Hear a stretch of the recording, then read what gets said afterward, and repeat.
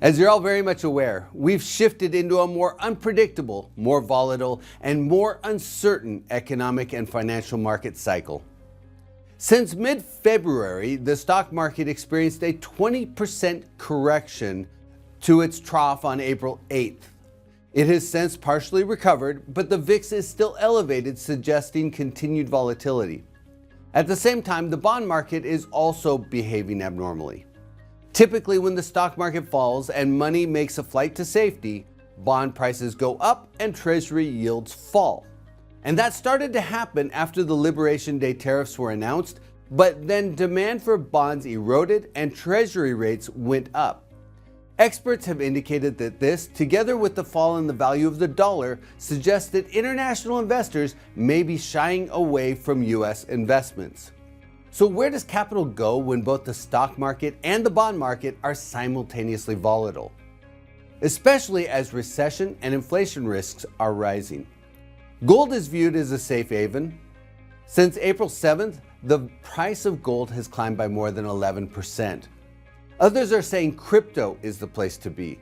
Since April 7th, Bitcoin has gone up by about 10%. And then there's the other hard asset. Traditionally, during times of volatility and uncertainty, hard assets like commercial real estate have been viewed as a good investment option. But each type of investor will likely behave differently this cycle. Over the last 15 years, direct international investment has comprised about 11% of the total buyer activity on average. In the current climate, assuming experts are correct and international investment in the U.S. is tapering, fewer foreign investors may be at the table to acquire U.S. commercial real estate. Historically, REITs have made up about 13% of the buyer pool, but their activity often aligns with their stock valuations, and REIT stock prices have been impacted by the recent stock market volatility. The next biggest investor in real estate is institutional capital, which has made up about 26% of the buyer pool on average. But two things will likely hold back institutional investment activity in the current climate. First, they tend to be cautious during times of volatility.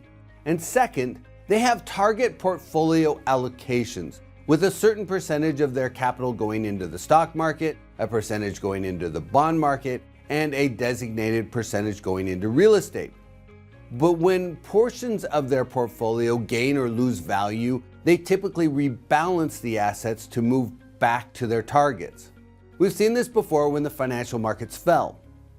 The loss of value in the stock and bond portions of the portfolios could force some institutions to rebalance the composition of their assets, pushing them to sell some commercial real estate to get the percentages back into alignment. Now, most institutions probably aren't at that point today.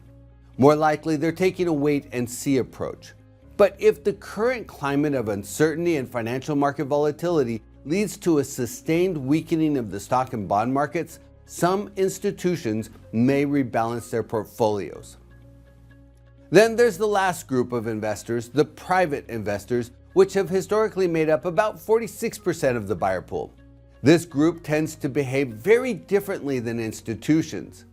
During times of uncertainty, private investors make up a larger portion of the buyer pool. In 2020 and 2021, during the pandemic, private investors made up 52% of the commercial real estate buyer activity. That figure climbed to 59% in 2022 and 61% in 2023 as interest rates rose. Even when you look at the more institutional segment of the market, sales over $20 million, private investors made up 51% of the buyers in 2022 compared to the institutional share of 31% that year. Interestingly, I was looking at the average private investor commercial real estate deal price as reported by Real Capital Analytics. Overall, the average private investor deal over the last 5 years has been about $12 million. For retail, it's lower, about $8 million, because private investors buy so many single-tenant retail properties which tend to trade at a lower price. The average private investor deal price for industrial properties is about $8.7 million, and for office properties, it's about $11 million. But for apartment properties, the average private investor deal is about $19 million. I suspect that average has been driven up over the last several years by syndicators and private equity funds. So in a climate of uncertainty and financial market volatility like we currently face, I suspect private investors will be the most active buyers in the market.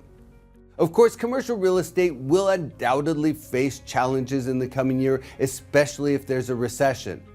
But real estate prices have recalibrated since 2022, and the combination of positive demographics and falling construction levels position this sector to strengthen over the long term.